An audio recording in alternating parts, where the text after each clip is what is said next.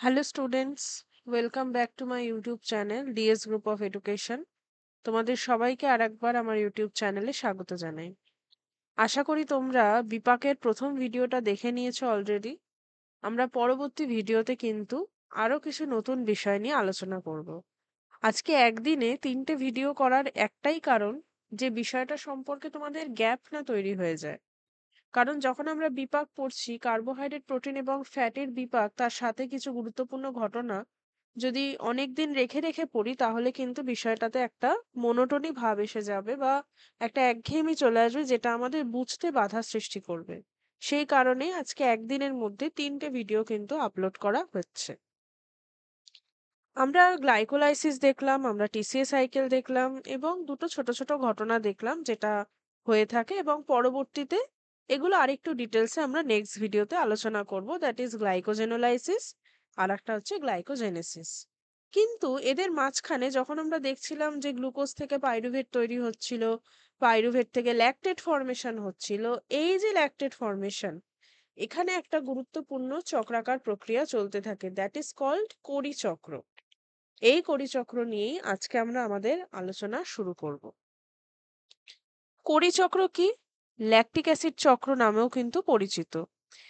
এটি একটি গুরুত্বপূর্ণ বিপাকীয় পথ যা গ্লুকোজ এবং ল্যাকটেট স্তর নিয়ন্ত্রণ করতে মানবদেহের মধ্যে কাজ করে থাকে।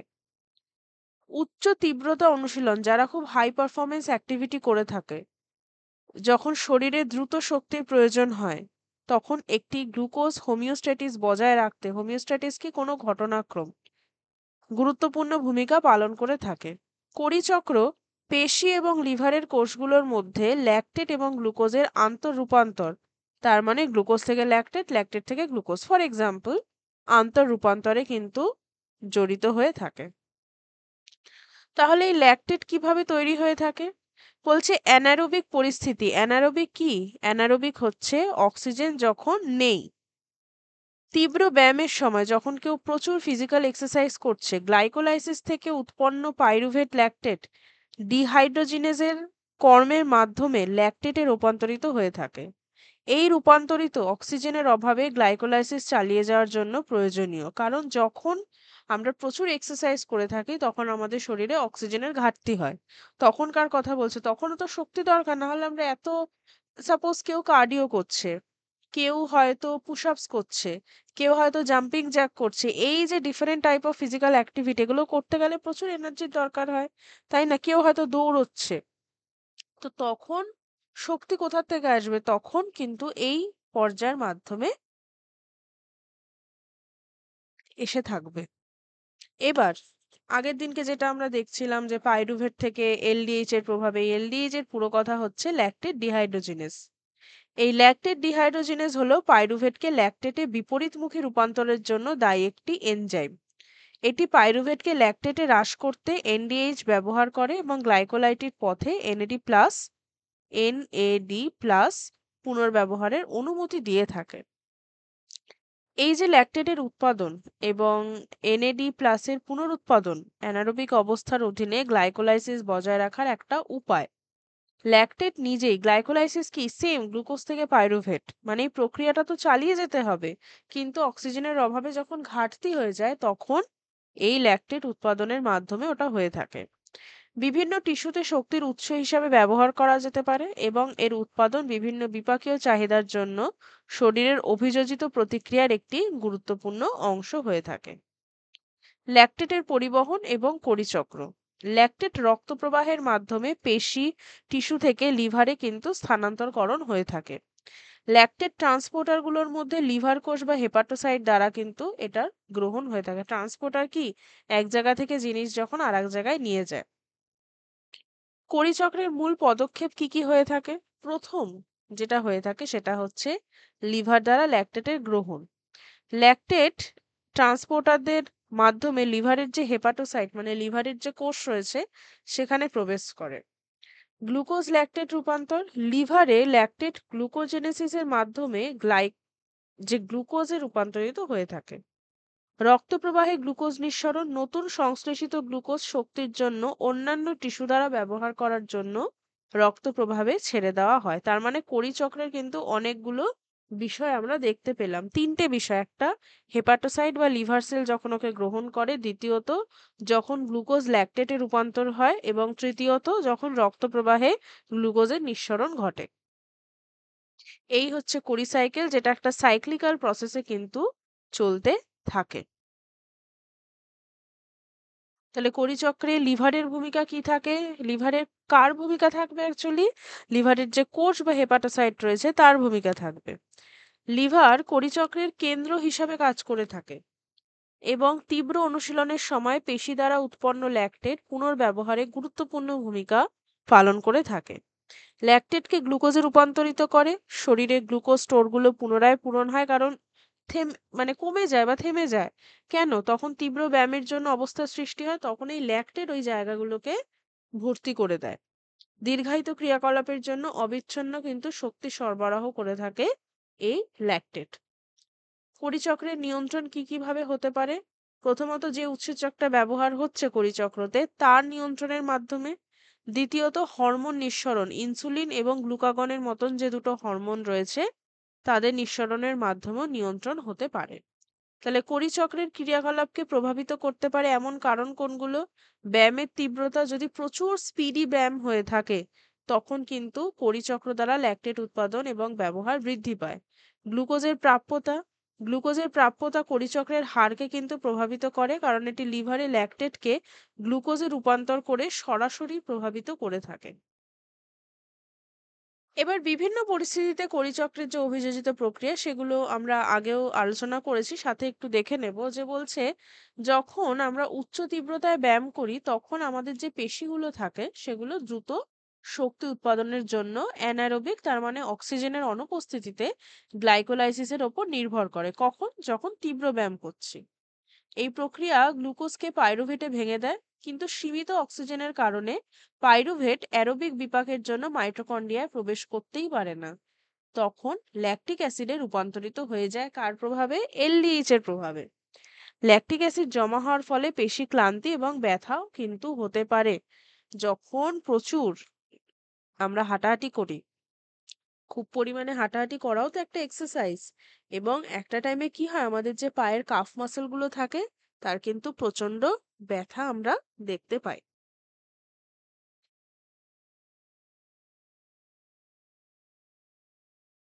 প্রথমেই কোরিচক্র পদক্ষেপ নেয়, এটি রক্ত প্রবাহের মাধ্যমে লিভারে পরিবহন করে, ওই যে ছবিটা আমরা মনে রাখবো, এবং পেশি থেকে ল্যাকটিক অ্যাসিড পরিষ্কার করতে সাহায্য করে।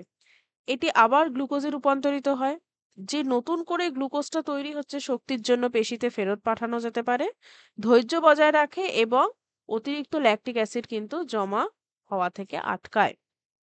তাহলে কোরিচক্র কি? অ্যাকচুয়ালি কোরিচক্র হলো ল্যাকটেট পুনর্ব্যবহার করা, তার মানে আবার পুনর্ব্যবহার, কি আবার ল্যাকটেটকে আবার ব্যবহার করা, এবং ব্যায়ামের সময় টেকসই শক্তি নিশ্চিত করার জন্য কিন্তু এটা একটা উপায়। ল্যাকটিক অ্যাসিড জমা হওয়ায় যে আমাদের যে ক্ষমতা, আমাদের যে কোনো কাজকে চালিয়ে যাওয়ার যে ক্ষমতা, সেটা কিন্তু মারাত্মকভাবে সীমিত হয়ে পড়ে। এবার আমরা তো দেখলাম কোরিচক্র কি। কোরিচক্র কি যদি আমি ছোট্ট করে বলি, তাহলে কোরিচক্র, যখন গ্লুকোজ থেকে পাইরুভেট তৈরি হয়, সেই পাইরুভেট তৈরি হওয়ার পর পাইরুভেট আবার এলডিএইচ এর প্রভাবে কি হয়? এলডিএইচ এর প্রভাবে ল্যাকটেটে পরিণত হয়। কেন? কারণ যখন অক্সিজেনের উপস্থিতিতে পাইরুভেটে তৈরি হচ্ছে, কিন্তু অক্সিজেন যখন কমে যায়, প্রচুর পরিমাণে যখন ব্যায়াম করা হচ্ছে, তখন ওই তৈরি হওয়া পাইরুভেট আর মাইটোকন্ড্রিয়ায় প্রবেশ করতে পারে না, ও বাধাপ্রাপ্ত হয়। তখন ওই পাইরুভেট এলডিএইচ উৎসেচকের প্রভাবে ল্যাকটেটে পরিণত হয়, যেই ল্যাকটেট কিনা পেশি এবং লিভারে অক্সিজেনের অনুপস্থিতিতে আমাদেরকে কাজ করার যে শক্তি, এক কথায় সেটা জুগিয়ে যায়। তাহলে এই যে কার্বোহাইড্রেট বিপাকের এতগুলো ঘটনা আমরা পড়লাম, এই ঘটনাগুলো মধ্যে কিছু হরমোন জড়িত থাকে। সেই হরমোনগুলো কি কি? একটা রয়েছে ইনসুলিন। ইনসুলিন কি করে? টিস্যু দ্বারা গ্লুকোজের যে ব্যবহার সেটাকে বাড়িয়ে থাকে। আর কি করে? হাইপারগ্লাইসেমিয়ায়, মানে যখন রক্তে গ্লুকোজের মাত্রা বেড়ে যায়, অগ্ন্যাশয়কে ইনসুলিনের বর্ধিত পরিমাণ উৎপাদন করতে উদ্দীপিত করে। এবং এটা আমরা কার কাজ পড়ছি? এটা যদি আমরা দেখে থাকি, ইনসুলিনের কার্বোহাইড্রেট বিপাকের ওপর কি প্রভাব আমরা দেখতে পাই। এবং এখানে কিন্তু দেখানো হচ্ছে, দেখো মাইনাস মাইনাস মানে হচ্ছে কমে যাচ্ছে, ইনসুলিন, গ্লুকোকর্টিকয়েড যেটা রয়েছে কমে যায়, গ্রোথ হরমোন কমে যায়, গ্লুকাগন কমে যায়, হাইপোগ্লাইসেমিয়া কমে যায়, হাইপারগ্লাইসেমিয়া বেড়ে যায় এবং প্রোল্যাকটিন যেটা থাকে তার কিন্তু সেরকম কোনো ব্যবস্থা আমরা দেখতে পাই না। তাহলে ইনসুলিনের কিন্তু কার্বোহাইড্রেট বিপাকে একটা রোল রয়েছে। গ্লুকাগন বেসিক্যালি কি করে? হাইপারগ্লাইসেমিক গ্লাইকোপ্রোলাইটিক নামেও পরিচিত। গ্লুকাগন একদমই ইনসুলিনের বিপরীত কাজ করে। মানে কার্বোহাইড্রেট বিপাকের উপর গ্লুকাগনের যে প্রধান প্রভাব সেটা হচ্ছে গ্লুকোজে লিভারের গ্লাইকোজেনের ভাঙন বৃদ্ধি করা এবং তাই হচ্ছে বেসিক্যালি হাইপারগ্লাইসেমিয়া। কারণ যখন বেশি পরিমাণে গ্লুকোজ তৈরি হবে তখন রক্তে গ্লুকোজের মাত্রা বাড়বে। রক্তে গ্লুকোজের মাত্রা বাড়লেই কি তৈরি হবে? হাইপারগ্লাইসেমিয়া। আর যখন কমবে কি তৈরি হবে? হাইপোগ্লাইসেমিয়া। তাহলে একদম ইনসুলিনের বিপরীত কাজ করে থাকে আমাদের গ্লুকাগন এবং ইনসুলিন গ্লুকাগন এইভাবে কিন্তু কার্বোহাইড্রেট বিপাকে সাহায্য করে থাকে। কিছু গ্রোথ হরমোন রয়েছে। গ্রোথ হরমোন কি করে?